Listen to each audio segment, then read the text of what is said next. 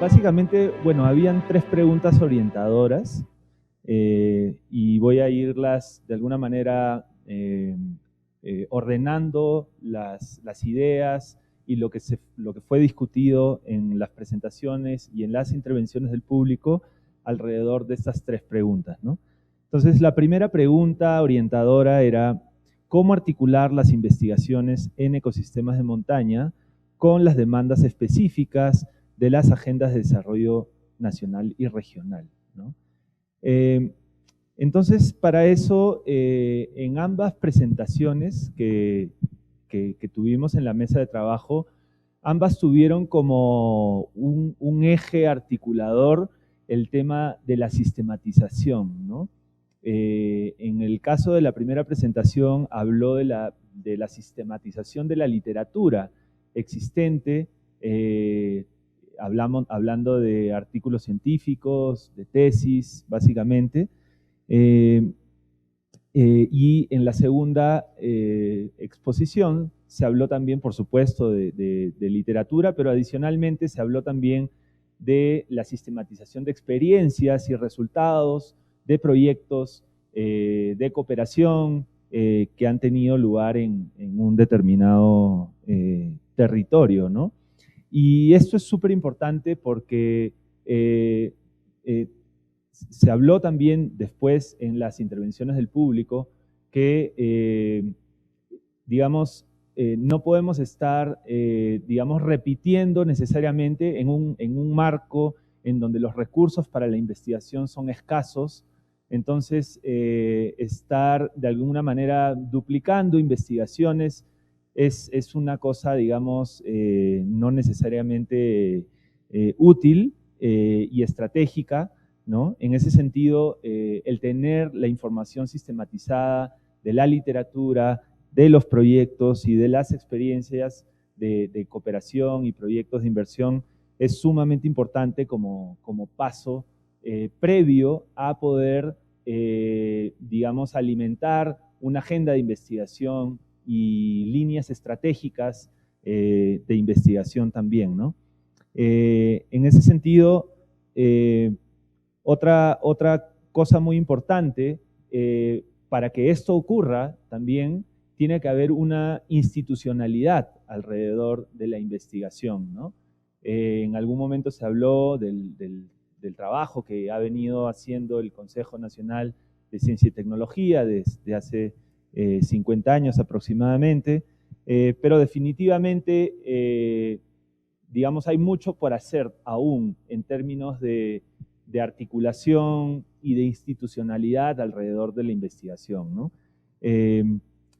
Hablando en términos de fondos, por ejemplo, hablando en términos de cómo las inversiones o los proyectos de inversión tienen intrínsecamente en su diseño también estrategias de monitoreo que permita verificar la efectividad de las intervenciones que se hacen en esos proyectos. Eso debería ser una gran oportunidad para la investigación básica y aplicada, para generar nuevo conocimiento, para generar nuevos talentos también, por supuesto, generar capacidades, ¿no?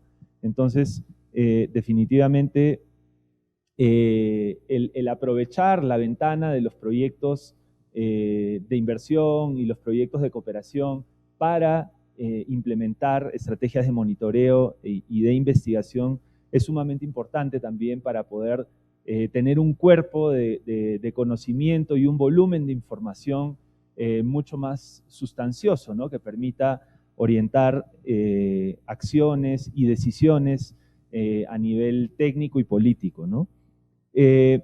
Otra cosa que también, digamos, es importante y representa un reto en ecosistemas de montaña es la trans o interdisciplinariedad. Los ecosistemas de alta montaña son sumamente complejos, también representan diferentes potenciales servicios ecosistémicos que son muy poco estudiados, son también muy vulnerables al cambio climático, son probablemente los primeros ecosistemas que tienen alteraciones debido a este fenómeno global.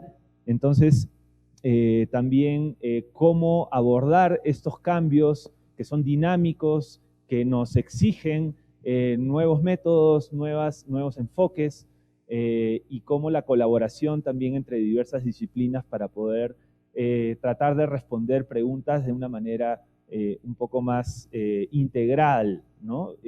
A los retos que demanda la necesidad del conocimiento, ¿no?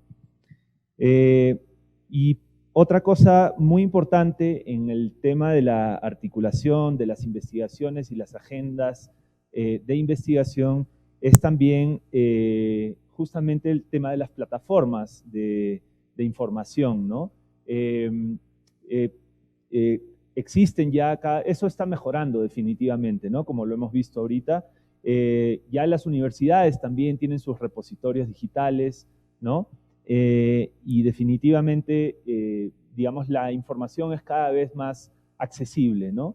Para quien la quiere encontrar. Pero, sin embargo, aún se requieren espacios o plataformas que faciliten el uso de la información y el encontrar la información de manera más rápida y de manera más que permita poder sustentar mejor las decisiones, ¿no? Bueno, la segunda pregunta orientadora que se trabajó también en la mesa fue cómo identificar las demandas de información y conocimiento que tiene el sector público y que el sector académico puede atender, ¿no? Y viceversa también, cómo es el proceso un poco al revés, ¿no? Se mencionaron varios ejemplos. Hubo un ejemplo muy interesante respecto al Ministerio de Agricultura, cómo tiene una estructura de trabajo que en los comités de gestión puede llegar realmente a documentar y a rescatar necesidades de conocimiento desde el campo, ¿no? Desde el poblador mismo también, ¿no? Y también desde el tomador de decisión, por supuesto, ¿no? Entonces, ese tipo de ejemplos de cómo una entidad pública tiene una estructura que le permita llegar hasta los actores que pueden alimentar una eventual agenda de investigación o una demanda de investigación, eso es sumamente valioso, ¿no? Definitivamente también hay otros procesos que también, procesos de inversión en el país que también demandan conocimiento, ¿no? Están, por ejemplo, los mecanismos de retribución por servicios ecosistémicos, que tienen mucha relevancia para los ecosistemas altoandinos. También hay una gran demanda de conocimiento que realmente tal vez no está siendo debidamente abordada por el momento, pero es una gran oportunidad también para poder generar esta articulación entre quienes generan o toman las decisiones a nivel político y también quienes ejecutan, ¿no? Dado que estos espacios de inversión, ahora todo el sistema de inversión pública está orientado al cierre de brechas, ¿no? Entonces, estas brechas de inversión tienen a su vez brechas de conocimiento, ¿no? Entonces, solamente para ponerles un ejemplo, en el caso del mecanismo de retribución por servicios ecosistémicos, el indicador de la brecha es número de hectáreas de ecosistemas que están degradados y que requieren restauración, ¿no? Pero sin embargo, lo que busca finalmente el mecanismo es que esas hectáreas que se recuperen generen beneficios hidrológicos para los retribuyentes o en las ciudades que demandan el servicio de agua y saneamiento, ¿no? Entonces, son estas brechas también un espacio muy importante para la generación de conocimiento, ¿no? También se habló de algunos de los compromisos internacionales también que tiene el país, ¿no? Como los objetivos de desarrollo sostenible, las contribuciones no determinadas o la iniciativa 20x20, es decir, toda la serie de acuerdos que el Perú suscribe internacionalmente y que tienen como correlato dentro del país también una serie de intervenciones, de demanda de conocimiento que también requiere una articulación efectiva, ¿no? Entonces también, para resumir un poco el ámbito de lo que se conversó en esta segunda pregunta, hay, digamos, es multinivel, ¿no? A espacio a nivel local, en el espacio rural, hay mecanismos entre las entidades públicas, las ONGs, por supuesto, las universidades, con los pobladores para recoger las demandas que pueden haber a nivel local, ¿no? A nivel regional también hay otro tipo de espacios, como por ejemplo los consejos de recursos hídricos también. Ese es un espacio también muy interesante de articulación y de demanda de conocimiento para el tema de investigación y por supuesto lo que ya dije a nivel internacional, estos compromisos, ¿no? Entonces, ¿cómo articulamos la investigación y la generación de conocimiento en estos diferentes niveles? Es digamos, es un reto, ¿no? Y cómo a esas demandas le damos un paraguas, una sombrilla de institucionalidad, ¿no? Para que esas demandas puedan ser efectivamente, digamos, satisfechas, ¿no? En términos de recursos, de capacidades, que las investigaciones no solo queden en tesis, que las investigaciones puedan llegar a generar artículos científicos también. Ahí hay una brecha enorme. CONCITEC cada cierto tiempo publica el estado como una especie de reporte de la ciencia en el país, y realmente la diferencia entre cantidad de tesis y cantidad de artículos científicos es abrumadora, ¿no? Entonces, muy poca información que se genera a nivel de tesis llega a publicarse como artículo científico. Y obviamente muy poca información que se genera como tesis y como artículo científico pasa por un tratamiento didáctico que permita informar y sensibilizar al público general y a los tomadores de decisión sobre los hallazgos que se están realizando. Entonces tenemos un problema de comunicación, básicamente, ¿no? Por supuesto también que es probable que toda la demanda de investigación no esté siendo satisfecha, pero lo que ya hay debe ser sistematizado y debe ser comunicado. Entonces, ¿cómo generamos una línea de comunicación desde la generación del conocimiento hasta la toma de decisión que permita efectivamente tomar decisiones basadas en conocimiento técnico y científico, ¿no? Y para un poco finalizar, la tercera pregunta decía, ¿cómo puede establecerse prioridades para los temas de investigación que responden a las necesidades del país, ¿no? Definitivamente, el derretimiento glaciar, el cambio climático y los recursos hídricos asociados a los ecosistemas de montaña son ya no de una prioridad nacional, sino de una prioridad global. Y eso es una oportunidad que tenemos en el país o en los países andinos, dado que hay gente que también está visitando de otros países de la región, para poder generar conocimiento y mejores prácticas y toma de decisiones también, ¿no? Y algo también que encontramos que falta, hablando en términos de comunicación, es codiseño, ¿no? De las investigaciones por un lado y de los programas y de los proyectos de inversión por otro lado. ¿Cómo participa la sociedad civil, los pobladores en el campo, los investigadores y los tomadores de decisión en el diseño de las investigaciones, por un lado, y en el diseño de los proyectos de inversión, por otra. Ahí hay un desfase definitivamente, ¿no? Quienes formulan los proyectos de inversión a veces lo hacen al margen del conocimiento científico que pudiera haber respecto de ese tema. A veces simplemente el Estado saca una consultoría y a partir de los resultados de la consultoría se define una norma o un proyecto de inversión pública o un programa de inversión pública, ¿no?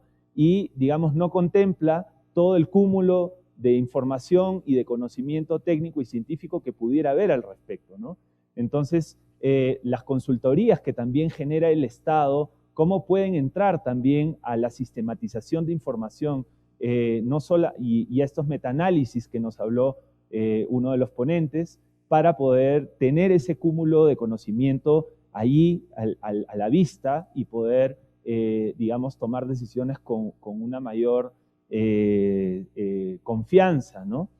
Y en ese sentido también los proyectos de inversión pública representan, creemos, un espacio potencial de articulación, ¿no? De articulación y de diálogo justamente entre academia, pobladores, que finalmente son los dueños de los terrenos donde finalmente se ejecutan los proyectos de inversión, ¿no? Y los tomadores de decisión, que son quienes deciden y asignan los recursos para cada uno de los proyectos, ¿no?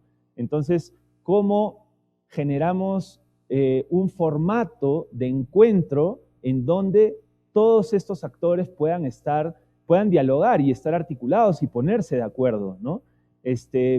Por un lado, los científicos hacemos nuestros eventos a los cuales no vienen los pobladores, tampoco vienen los tomadores de decisión, o vienen, inauguran y se van, y entonces ese espacio de diálogo, no tenemos un formato todavía de encuentro en donde pueda ser de interés para las tres partes, ¿no? Realmente eso creo que es un reto, creemos que es un reto, creemos que hacia allá, hacia esa dirección debemos dirigirnos, ¿no? Y finalmente también en ese sentido el sinceramiento del rol del Estado en estos espacios, ¿no?